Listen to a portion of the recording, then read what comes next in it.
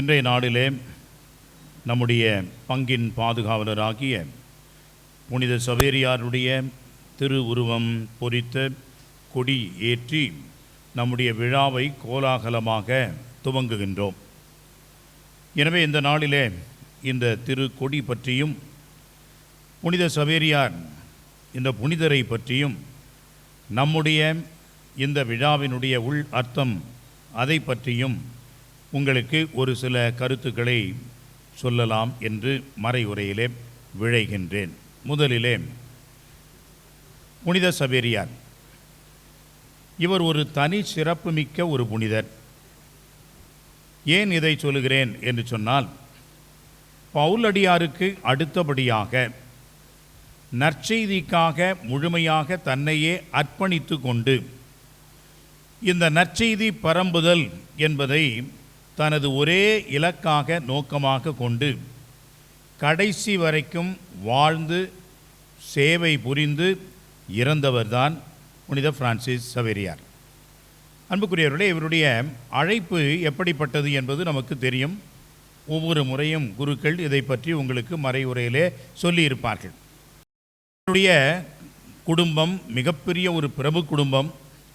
இவர் மிகப்பெரிய ஒரு படிப்பை மேற்கொண்டு, அதுவும் பாரிஸ் நகரத்திலே இருக்கக்கூடிய பிரசித்தி பெற்ற சொர்போன் என்று சொல்லக்கூடிய அந்த பல்கலைக்கழகத்திலே, இன்றைக்கு அதை மாற்றி யூனிவர்சிட்டி தி பாரிஸ் என்று சொல்கின்றார்கள், அந்த பெரிய ஒரு மாபெரும் பல்கலைக்கழகத்திலே படித்து பெரிய ஒரு விரிவுரையாளராக பேராசிரியராக வர வேண்டும் என்று அவருக்கு ஆசை, அவருடைய மிகப்பெரிய ஒரு தீராத ஆவல்.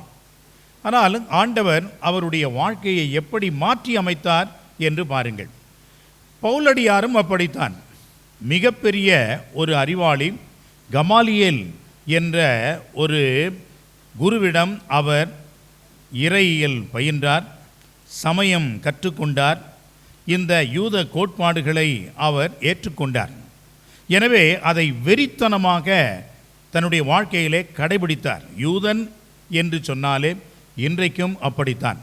அவர்கள் தங்களுடைய சமய கோட்பாடுகளே, அவர்களுடைய சமய படிப்பினைகளிலே மிகவும் வெறித்தனமாக அவர்கள் இருப்பார்கள்.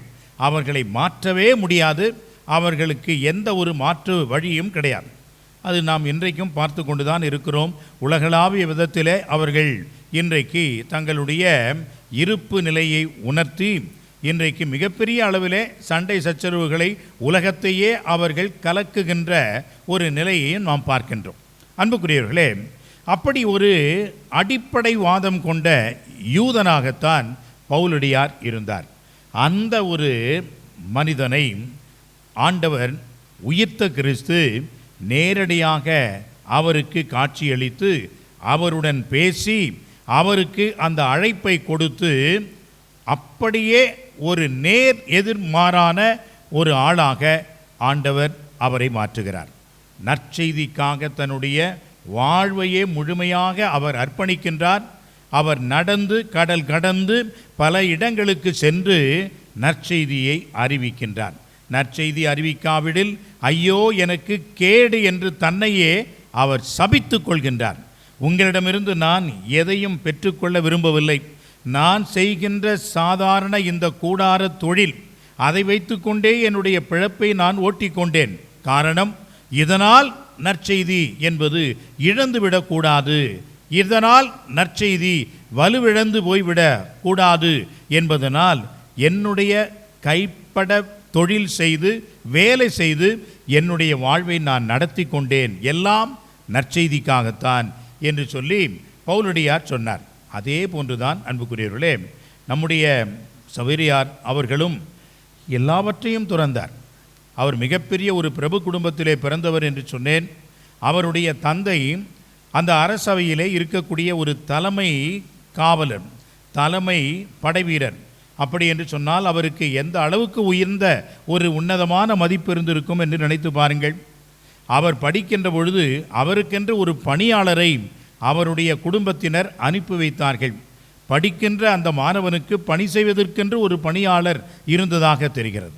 அன்புக்குரியவர்களே, அப்படிப்பட்ட ஒரு சிறப்பான பொருள் படைத்த செல்வம் கொண்ட ஒரு பெரிய புகழ்பெற்ற குடும்பத்தில் பிறந்த இவர், பேராசிரியராக விரும்ப வேண்டும் என்று நினைத்த இவர் இறுதியாக இயேசுவின் பணியாளனாக, நற்செய்தியின் தூதுவராக தன்னையே மாற்றிக்கொண்டார்.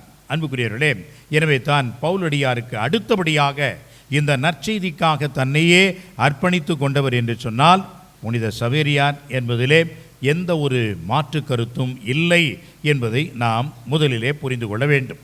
இந்த ஒரு பணியை அன்புக்குரியவர்களே இன்றைக்கு நாம் ஏற்றுக்கொள்கின்றோம். ஒவ்வொரு திருமுழுக்கு அருட்சாதனத்தை பெற்ற கிறிஸ்தவனும் கிறிஸ்தவளும் இந்த நற்செய்தி பணி என்பதை நம்முடைய மிகப்பெரிய தலையாகிய கடமையாக நாம் ஏற்றிருக்கின்றோம். அந்த வரிசையிலே நாமும் இன்றைக்கு நற்செய்தி அறிவிப்பாளர்களாக இருக்க வேண்டும் என்பதை நினைவுபடுத்திக் கொள்வோம். இரண்டாவதாக, புனித சவேரியார் தன்னுடைய வாழ்விலே இந்த அழைப்பை பெற்ற பிறகு கொஞ்சம் கூட தயங்கவில்லை. இன்றைக்கு பாரிஸ் நகரத்தினுடைய மையப்பகுதியாக இருக்கக்கூடிய அந்த இடத்திலே, மிக உயர்ந்த ஒரு இடத்திலே குன்றில் மேல் அழகான ஒரு ஆலயம் எழுப்பியிருக்கின்றார்கள்.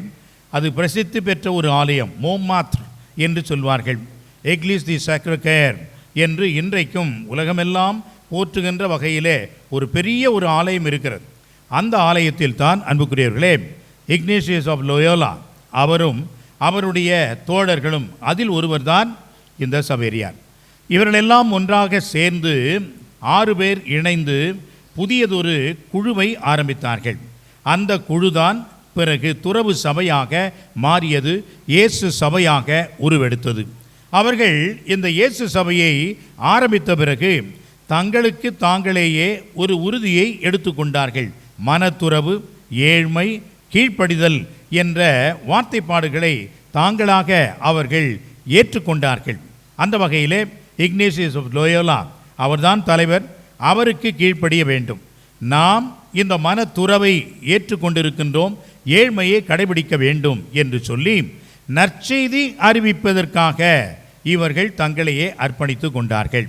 இன்றைக்கு இயேசு சபையினர் மிகப்பெரிய கல்வி நிறுவனங்களை, உயர்ந்த நிலை பல்கலைக்கழகங்களை எல்லாம் நடத்தி கொண்டிருக்கின்றார்கள். ஆரம்ப கட்டத்திலே பல்கலைக்கழகங்களையோ கல்வி நிறுவனங்களையோ உருவாக்குகின்ற பணியை இவர்கள் ஏற்று வரவில்லை. மாறாக இவர்கள் ஏற்றுக்கொண்டது நற்செய்தி அறிவிப்பு, மறைபரப்பு பணி என்பதுதான். எனவே தான் அன்புக்குரியவர்களே, உடனடியாக அவர்கள் புனித நாட்டிற்கு செல்ல வேண்டும் என்று நினைத்தார்கள். போக முடியவில்லை. பிறகு பாப்பரசரை சந்தித்து அவரிடம் ஆசி பெற வேண்டும் என்று ரோமைக்கு சென்றார்கள். அங்கே பாப்பரசரை சந்தித்து பாப்பரசரிடம் தங்களுடைய வாக்குறுதியை கொடுத்து தங்களுடைய கீழ்ப்படிதலையும் தெரிவித்து கொண்டார்கள். எனவே சாதாரண ஒரு துறவி என்று சொன்னால் அவர்களுக்கு 3 வார்த்தைப்பாடுகள், கற்பு, ஏழ்மை, கீழ்ப்படிதல் என்று இருக்கிறது. ஆனால் இயேசு சபை குருக்களுக்கு மட்டும் பாப்பரசருக்கு கீழ்ப்படிதல் என்று இன்னும் ஒரு உறுதிப்பாட்டையும் அவர்கள் எடுத்துக்கொள்வார்கள். அந்த வகையிலே அவர்கள் பாப்பரசருக்கு தங்களுடைய கீழ்ப்படிதலை தெரிவித்தார்கள். மிக முக்கியமாக நற்செய்தி அறிவிப்பு என்பதை நாங்கள் எங்கே செல்ல வேண்டும், எப்படி செய்ய வேண்டும் என்று வழிநடத்துங்கள், நாங்கள் செல்வோம் என்ற வாக்குறுதியையும் கொடுத்துவிட்டு வந்தார்கள். அப்பொழுது அன்புக்குரியவர்களே, ஸ்பெயின் நாட்டிலேயும் போர்ச்சுகல் நாட்டிலேயும் இருந்த அரசர்கள் பல்வேறு இடங்களிலே தங்களுடைய ஆதிக்கத்தை அவர்கள் நிலைநாட்டி பல நாடுகளை தங்களுடைய காலனி ஆதிக்கத்திலே கொண்டு வந்தார்கள். அந்த ஒரு காலகட்டத்தில் தான் அன்புக்குரியவர்களே பல பேர் எங்கே சென்றார்கள்? தென் அமெரிக்க நாடுகளுக்கு சென்றார்கள். ஒரு சில பேர் நம்முடைய இந்த ஆசிய நாடுகளுக்கும், குறிப்பாக நம்முடைய இந்திய திருநாட்டிற்கும் வந்தார்கள். இவர்களெல்லாம் அந்த ஸ்பெயின் மற்றும் போர்ச்சுகல் அரசர்களுடைய பராமரிப்பையும் அவர்களுடைய பரிபாலக தன்மையையும் பெற்றுக்கொண்டு வந்தார்கள். அந்த வகையில்தான் புனித சவேரியார் நம்முடைய திருநாட்டிற்கு வந்தார். அவர் கோவாவிலே வந்து தரையிறங்கினார். அவர் வருகின்ற பொழுது அவரிடம் ஒரு முக்கியமான ஒரு பொக்கிஷம் இருந்தது. அது ஏன் பொக்கிஷம் என்று சொல்கிறேன் என்று சொன்னால், அவர் மறைவாகவே வைத்திருந்தார். யாருக்கும் அதை காட்டவே இல்லை. கடைசி வரைக்கும் வைத்திருந்தார். அது என்ன என்று சொன்னால், அவர் பாப்பரசருடைய பிரதிநிதி நுன்சியோ என்று இன்றைக்கு சொல்கிறோமே, இன்றைக்கு டெல்லியிலே பாப்பரசருடைய பிரதிநிதியாக இருக்கின்றவர்கள் தான் பாப்பரசருடைய செயல்பாடுகளை எல்லாம் இந்திய திருநாட்டிலே கண்காணிக்கின்றவர்கள், ஆயர்களுக்கெல்லாம் வழிகாட்டுகின்றவர்கள், வத்திக்கானுடைய பிரதிநிதியாக இருந்து இந்த ஆயர்களையும் திருச்சபையையும் வழி நடத்துகின்ற தலைமை பண்பு கொண்டவர்கள். அந்த வகையிலே அன்புக்குரியவர்களே, இந்த பிரான்சிஸ் சவேரியார் அவர்களும் பாப்பரசருடைய பிரதிநிதி என்ற ஒரு பட்டயத்தோடு தான் அவர் இந்த திருநாட்டிற்கு வந்தார். ஆனால் அதை அவர் எங்கேயும் பயன்படுத்தவில்லை, யாரிடமும் காட்டவில்லை. ஒரே ஒரு இடத்தில் மட்டும்தான் அதை பயன்படுத்தி இருக்கிறார் என்று சொல்லப்படுகிறது. அது எங்கே என்று சொன்னால் ஜப்பான் நாட்டிலே. அந்த ஜப்பான் நாட்டிலே அங்கே இருந்த அரசன் இதுபோன்ற வேற்று சமய ஆட்களை, அவர்களுடைய சமய பரப்புதலை அவன் எதிர்த்தான், தடை செய்திருந்தான். காரணம், அங்கே இருந்த பல்வேறு பாரம்பரியமான ஒரு சில சமய பழக்க வழக்கங்களை அவர்கள் கொண்டிருந்தார்கள். ஷின்டோயிசம், டாவோயிசம் என்றெல்லாம் அதிகமாக இருந்த அந்த பகுதியிலே சவேரியார் இப்பொழுது ஆண்டவர் இயேசுவை எடுத்து செல்கின்றார். எனவே அவருக்கு அந்த அனுமதி என்பது மறுக்கப்படுகிறது. அப்பொழுதுதான் அந்த ஜப்பான் நாட்டிலே தான் அந்த அரசனிடம்தான் பிரான்சிஸ் சவேரியார் தான் யார் என்பதை காட்டினார். தான் பாப்பரசருடைய பிரதிநிதி என்று சொன்னதும் அவருக்கு அங்கே அனுமதி கொடுக்கப்பட்டது. அவர் தனது பணியை மிக சுருக்கமான காலகட்டத்திலே அங்கே ஆற்றினார். அவர் ஆற்றிய அந்த பணியினுடைய நினைவாக இன்றைக்கும் அந்த நாட்டினுடைய தலைநகர் டோக்கியோவிலே ஒரு மிகப்பெரிய ஒரு பல்கலைக்கழகம் இயேசு சபையினரால் நடத்தப்படுகிறது. அந்த இயேசு சபையினுடைய அந்த பல்கலைக்கழகம் இவருடைய பணியினுடைய நினைவாக இன்றைக்கும் இருக்கிறது. அன்புக்குரியவர்களே, அப்படியாக இந்த நற்செய்தி பணிக்காக தன்னையே அவர் அர்ப்பணித்து கொண்டவர். அவர் லிஸ்போவா என்று சொல்லக்கூடிய லிஸ்பன் துறைமுகத்தில் இருந்துதான் புறப்பட்டார்.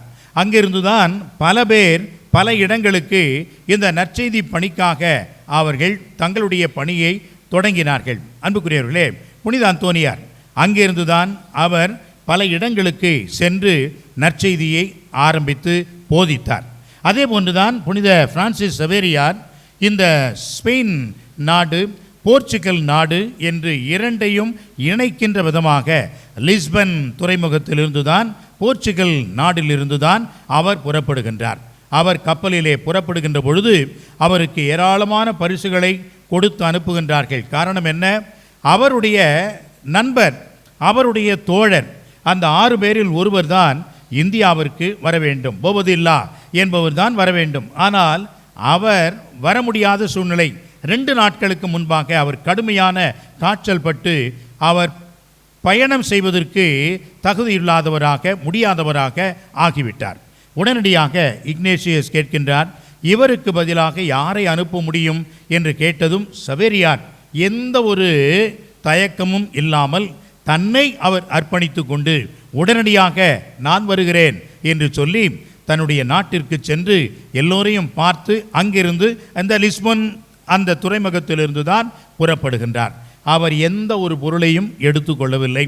தன்னோடு அவர் எப்பொழுதுமே இந்த விவிலியம், செப புத்தகம், செபமாலை, அவருடைய கரத்திலே எப்பொழுதும் இருந்த அந்த குருசு, சிலுவை, அந்த சிலுவை, இவைகளையெல்லாம் அடிப்படையாக தேவையான ஒன்றாக அவர் எடுத்துக்கொண்டார், புறப்பட்டார். வேறு எதையும் அவர் எடுத்து வரவில்லை.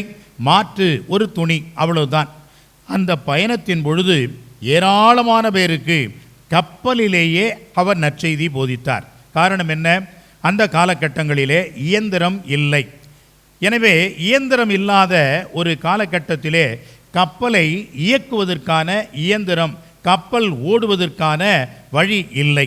மாறாக பாய்மர கப்பல், அந்த பாயை ஏற்றுவார்கள். அந்த பாய் எதிர்த்து எந்த திசையில் போகிறதோ அப்படித்தான் கப்பல் செல்லும். எனவே அந்த காற்று மாற்றி அடித்தால் அந்த பாயை அவர்களும் மாற்றி கட்டுவார்கள். அப்படியாக அந்த காற்றினுடைய உந்து விசையில்தான் ஒவ்வொரு கப்பலும் நகர்ந்தது, பயணம் நடந்தது. அவ்வாறாக கோவாவிலே அவர் இறங்கினார். அங்கே இறங்கியதும் அவர் பேப்பல் நுன்சியோ, பாப்பரசருடைய பிரதிநிதி என்பதனால் அவரை மிக பிரமாண்டமாக வரவேற்றார்கள். அவர் தங்குவதற்கு அப்பொழுது கோவாவில் இருந்த மிகப்பெரிய ஒரு அரண்மனை ஒன்று, பேராயருடைய ஒரு இல்லம் என்று சொல்லக்கூடிய ஒன்று, இன்றைக்கும் அது இருக்கிறது. அந்த ஒரு இல்லத்திலே அவரை தங்க வைத்தார்கள். அன்புக்குரியவர்களே, அவருக்கு சிறிதளவும் எந்த ஒரு விருப்பமும் இல்லை அங்கே தொடர்வதற்கு. மாறாக அங்கிருந்த மருத்துவமனைக்குத்தான் அவர் சென்றார். தொழுநோயாளர்கள் இருக்கக்கூடிய இடத்திற்குத்தான் அவர் சென்று பணிபுரிந்தார். மிக விரைவாக அங்கிருந்து அவர் நடந்து பல இடங்களுக்கு சென்று அதையும் கடந்து நம்முடைய பகுதிக்கு அவர் வந்து சேர்ந்தார். அன்புக்குரியவர்களே, இந்த நாகர்கோயில், கன்னியாகுமரி, கோட்டாறு, குழித்துறை, தூத்துக்குடி, மணப்பாடு என்ற பல்வேறு இடங்களிலெல்லாம் அவருடைய அடிச்சுவடுகள் பட்ட நற்செய்தி அறிவித்த வரலாற்று பூர்வமான தடயங்களும் உண்மையும் உண்டு. அந்த வகையில்தான் அன்புக்குரியவர்களே, ஒரு முறை அவர் மயிலாப்பூர் செல்ல முனைந்தார். மயிலை மாதா என்று அன்றைக்கும் சரி இன்றைக்கும் சரி அந்த மயிலை மாதா மிக சிறப்புமிக்க ஒரு மாதாவாக இருந்த காரணத்தினால் சவேரியார் அந்த மயிலை மாதா பார்ப்பதற்காக அவர் கடல் கடந்து செல்கின்றார். அந்த கடற்கரை ஓரமாக செல்லுகின்ற பொழுதுதான் உப்பளத்திலே அங்கே அந்த கப்பல் என்பது பழுதாகி தடைபட்டு ஒரு சில நாட்கள் தங்கியிருந்தார் என்று வாய்மொழி வரலாறு சொல்கிறதை ஒழிய எழுத்து பூர்வமாக எந்த ஒரு வரலாற்று பூர்வமான அதிகாரமான உண்மை என்பது சொல்வதற்கு இல்லை. மாறாக அங்கே தங்கி அவர் பணியாற்றினார் என்று வாய்மொழி வரலாறு ஒரு பாரம்பரியம் சொல்கிறது. அன்புக்குரியவர்களே, எனவே தான் அந்த பகுதி அந்த காலகட்டத்தில் இருந்தே சவேரியார் சேரி என்றும் சவேரியார் காலனி என்றும் அன்றைக்கும் சரி இன்றைக்கும் சரி அந்த சவேரியாருடைய அடையாளம் கொண்டிருக்கிறது என்பதை நாம் புரிந்து கொள்ள வேண்டும். எனவே அவருடைய வாழ்வு, அவருடைய பணி எல்லாமே இந்த நற்செய்தி என்பதுதான், வேறு எதுவுமே கிடையாது. எனவே தான் இந்த நற்செய்தியை அறிவிக்கின்ற புதிய ஒரு யுக்தியை அவர் கண்டுபிடித்தார். அது என்ன என்று சொன்னால், அவருக்கு மொழி தெரியாது. ஆனால் எப்படி நற்செய்தி அறிவிப்பது? அந்த நற்செய்தியினுடைய மிக அடிப்படையான ஒன்று மறைக்கல்வி. இந்த மறைக்கல்விக்கு வித்திட்டவர் புனித சவேரியார் தான். அந்த மறைக்கல்வி என்பது நம்முடைய விசுவாச சத்தியங்கள், நம்முடைய சமய கோட்பாடுகள், நம்முடைய நம்பிக்கை அறிக்கை, இதையெல்லாம் சுருக்கமாக அமைத்து மக்களுக்கு புரிகின்ற வகையிலே அதை எடுத்து சொல்கின்ற, மனப்பாடம் செய்து அதில் மனதிலே வைத்துக் கொள்கின்ற வகையிலே மறைக்கல்வி என்ற ஒரு புதிய ஒரு யுக்தியை அவர் கண்டுபிடித்தார். இந்த மறைக்கல்வி போதிக்கின்ற ஆட்களை தேர்ந்தெடுத்தார், அவர்களுக்கு பயிற்சி கொடுத்தார். அந்த கலாச்சாரத்திற்கும் அந்த மொழிக்கும் ஏற்ற வகையிலே இந்த மறைக்கல்வியை நீங்கள் எடுத்து சொல்லுங்கள் என்று அவர்களை பயிற்றுவித்து அவர்களுக்குத்தான் உபதேசிமார்கள் என்று உபதேசம் செய்கின்றவர்கள். முதலாக இந்த உபதேசியார்கள் என்ற ஒரு நிலையை, பணியை ஏற்படுத்தியது பிரான்சிஸ் சவேரியார் தான். எனவே இப்படியாக மறைக்கல்வி என்பதுதான் அடித்தளம். அதன் மேல்தான் நற்செய்தி அறிவிப்பு என்பது எல்லாம் அமைய வேண்டும். இன்றைக்கு எங்கு பார்த்தாலும் நற்செய்தி கூட்டம்னு ஆளாளுக்கும் ஒரு இடத்துல கட்டிக்கிட்டு அல்லேலூயா காய்ச்சி பூச்சின்னு காய்ச்சின்னு உட்காந்துருக்கான். ஏன்னா அவங்களுக்கு அடிப்படையே கிடையாது. கடவுள் எத்தனை ஆட்களாக இருக்கிறார், ஒரே கடவுளா 9 கடவுளா, அதை பற்றிலாம் கவலை இல்லை. மத்திய நற்செய்தி 3 அதிகாரம் சொல்லுது, 4 அதிகாரம் சொல்லுது என்று இந்த பைபிளை மட்டுமே பிடிச்சிக்கிறாங்க. ஆனால் மறைக்கல்வி என்பது, அடிப்படை அறிவு என்பது மிக மிக அவசியம். அந்த அடிப்படை மறைக்கல்வி இருந்தால்தான் கடவுள் பக்தி, நம்பிக்கை என்பது நமக்கு இருக்கும். இன்றைக்கும் பாருங்கள், சின்ன குறிப்பிடம், அதைவிட ஒரு சிறப்பான ஒரு புத்தகம், ஒரு மறைக்கல்வி பாட புத்தகம் இனி இருக்க போவதும் இல்லை, இருந்ததும் இல்லை என்றுதான் நாம் சொல்ல வேண்டும். இதை முதலாக ஏற்படுத்தியது நம்முடைய பிரெஞ்சு குருமார்கள், MEP குருக்கள் தான்.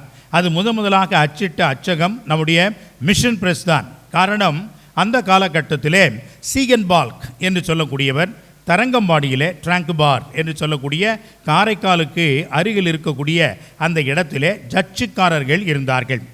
முதலாக குட்டன்பர்க் என்பவர் அச்சு இயந்திரத்தை கண்டுபிடித்த பிறகு அவர் விவிலியத்தை முதல் முறையாக அச்சடித்தார். ஒரு சில பகுதிகள், பிரதிகள் என்று தான் சொல்ல வேண்டும். எனவே அதற்கு அடுத்தபடியாக இவர் என்ன செய்தார், அந்த அச்சு இயந்திரத்தை கொண்டு இவரும் அந்த அச்சுக்கூடத்தை அமைத்து விவிலியத்தை இவர்தான் முதலில் அச்சு ஏற்றினார். அதே காலகட்டத்திலே சமகாலத்திலே புன்னை காயல் என்று சொல்லக்கூடிய இடத்திலேயும் முதல் அச்சு புத்தகம் என்பதும் வெளியிடப்பட்டது. அன்புக்குரியவர்களே, இப்படியாக படிக்கின்றவர்கள் இந்த மறை கல்வி போதனையை விவிலியத்தை அச்சிட்டு கொடுத்ததனால் மக்கள் படிக்க ஆரம்பித்தார்கள். படித்ததனால் அவர்கள் இந்த புராட்டஸ்டன்ட் என்று சொல்லக்கூடிய பிரிவினை சபை சகோதரர்களிடம் அதிகமாக மக்கள் சேர ஆரம்பித்தார்கள். இதற்கு மாற்றாகத்தான் இந்த மிஷன் பிரஸ் என்று சொல்லக்கூடிய இடத்திலே இந்த விசுவாச சத்தியங்களை உள்ளடக்கிய மிகச்சிறிய ஒரு சின்ன குறிப்பிடம் என்பதை தயாரித்து அன்புக்குரியவர்களே இதை எல்லோருக்கும் விநியோகித்தார்கள். ஆசிரியர்கள் வழியாக கற்பித்தார்கள். நம்முடைய கிறிஸ்தவர்கள் இதை படித்தார்கள், மனப்பாடம் செய்தார்கள். அவர்களுடைய அந்த உள்ளத்தின் ஆழத்திலே சமய கோட்பாடுகளையும் நம்பிக்கை அறிக்கைகளையும் அவர்கள் பதிய வைத்தார்கள். அன்புக்குரியவர்களே, இந்த ஒரு முறையை முதலாக கண்டுபிடித்து நமக்கு அறிமுகப்படுத்தி இதை நடைமுறைப்படுத்தியவர் நம்முடைய பிரான்சிஸ் சவேரியார் தான். அன்புக்குரியவர்களே, அவர் தன்னுடைய பணிகளை அவ்வப்போது ஒரு அறிக்கையாக தயாரித்து தன்னுடைய தலைவருக்கு, பெரிய குருவுக்கு அவர் அனுப்பியிருக்கிறார். ஸ்பெயின் நாட்டிலே இருந்த அவர் இக்னேஷியஸ் அவருக்கு அனுப்பியிருக்கிறார். அவருடைய கடிதங்களை எல்லாம் பத்திரமாக இன்றைக்கும் மொழிபெயர்த்து அல்லது பல பிரதிகள் எடுத்து பாதுகாத்து வைத்திருக்கின்றார்கள். ஒரு கைப்பட எழுதிய பிரதி ஒன்று இருக்கிறது. அது எங்கே இருக்கிறது என்று சொன்னால் ரோமையிலே இருக்கக்கூடிய புரோபகண்டா ஃபேதே என்று சொல்லக்கூடிய மறைபரப்பு பேராயம், அந்த பேராயத்தினுடைய தலைமையகத்திலே வைத்திருக்கிறார்கள். அழகாக ஒரு கண்ணாடி போட்டு அந்த கண்ணாடிக்குள்ளாக அவருடைய கையெழுத்து அடங்கிய அற்புதமான ஒரு பிரதியை அங்கே வைத்திருக்கின்றார்கள். என்ன அருமையான கையெழுத்து! கட்டப்பேனா, அந்த கட்டப்பேனா வச்சு அழகாக ஒரு ஸ்லாண்டிங் லெட்டர்ஸ் அதில் அவர் எழுதியிருக்கிறாரு. ஸ்பானிஷ் மொழியில் அவர் எழுதியிருக்கிறார். அன்புக்குரியவர்களே, அந்த அளவுக்கு அவர் அந்த தாகம் கொண்டவராக இருக்கின்றார். அவர் அவ்வாறு எழுதுகின்ற ஒரு கடிதத்திலே சொல்கின்றார், நீங்கள் அங்கே என்ன செய்து கொண்டிருக்கின்றீர்கள்? உங்களுடைய நேரத்தை நீங்கள் வீணடித்து கொண்டிருக்கிறீர்கள். இங்கே ஆயிரம் ஆன்மாக்கள் நரகத்திற்கு சென்று கொண்டிருக்கிறார்கள். அவர்களையெல்லாம் காப்பாற்ற நான் திருமுழுக்கு கொடுத்து என்னுடைய கரங்களே வலிக்கிறது, கொடைகிறது. எனவே ஆட்களை அனுப்புங்கள், ஏராளமான ஆன்மாக்கள் இங்கே இருக்கிறார்கள் என்று சொல்லி அவர் எழுதுகிறார். அவருடைய மோட்டோ, விருதுவாக்கு, நோக்கம் என்பதெல்லாம் ஆன்மாக்களை மீட்க வேண்டும், ஆன்மாக்களுக்கு மீட்பை அளிக்க வேண்டும் என்றுதான் அவர் பணியாற்றியிருக்கின்றார். அந்த அளவுக்கு தீவிரமாக பணியாற்றிய அவருடைய கரம் இன்றைக்கும் நமக்கு அருள் பாலிக்கின்ற கரமாக இருக்கிறது என்பதை அவருடைய வாழ்க்கை முழுவதுமாக நாம் பார்க்கின்றோம். மூன்றாவதாக, இந்த பிரான்சிஸ் சவேரியார் அன்றைக்கு மட்டுமல்ல, இன்றைக்கும் இருக்கிறார். இன்றைக்கும் நமக்கு நற்செய்தி அறிவிக்கிறார். எனவே தான் அவருடைய உடல் அழியாத ஒரு அற்புதமான ஆசீர் வரம் பெற்றதாக இருக்கிறது. வேறு எந்த உடலும் அழியாமல் இல்லை. நிறைய பேர் நம்ம ஆளுங்க சொல்லுவாங்க, ஃப்ரான்ஸ்லேருந்து வந்தவங்களாம் சொல்லுவாங்க, பெர்னதத் அம்மா உடல் இருக்குது, ஜான் மரி வியானி உடல் இருக்குது, வின்சென்ட் தே பால் உடல் இருக்குது, அப்புறம் இத்தாலியில் இருக்கக்கூடிய மரிய கொரட்டி அவங்களுடைய உடல் இருக்குது, ஏன் ஜான் பால், புனித ஜான் பால், 2ஆம் ஜான் பால் அவருடைய உடலை கூட வச்சிருக்கிறாங்க என்றெல்லாம் நாம் சொல்கிறோம். ஆனால் அதையெல்லாம் எம்பாமிங் என்று சொல்ல வகையிலே மெழுகு மேலே பூசி அதை அழகாக பத்திரமாக காட்சியாக வைத்திருக்கிறார்கள். அழியாத உடல் என்று சொல்வதற்கு இல்லை. ஒரே ஒரு உடல் மட்டும்தான். எந்த ஒரு திராவகமோ அல்லது வேதியியல் பொருட்களோ கொண்டு அதை காத்து கொள்ளாமல் அப்படியே இயற்கையாக வைத்திருக்கிறார்கள் என்று சொன்னால் அது பிரான்சிஸ் சவேரியாருடைய உடல் மட்டும்தான். அன்புக்குரியவர்களே, அந்த உடல் இன்றைக்கும் நமக்கு நற்செய்தியை அறிவிக்கிறது, நற்செய்தியை போதிக்கிறது, நற்செய்தியை நாம் அறிவிக்க வேண்டும் என்ற தூண்டுதலை கொடுக்கின்றது. இன்றைக்கும் கோவாவிலே 10 ஆண்டுகளுக்கு ஒரு முறை அந்த உடலை எடுத்து வைக்கிறார்கள். லட்ச மக்கள் சென்று அந்த உடலுக்கு மரியாதை செலுத்தி புனித பிரான்சிஸ் சவேரியாருடைய அவருடைய ஆசிரை பெற்று வருகின்றார்கள். அன்புக்குரியவர்களே, முன்பெல்லாம் அதை திறந்தே தான் வைத்திருந்தார்கள்.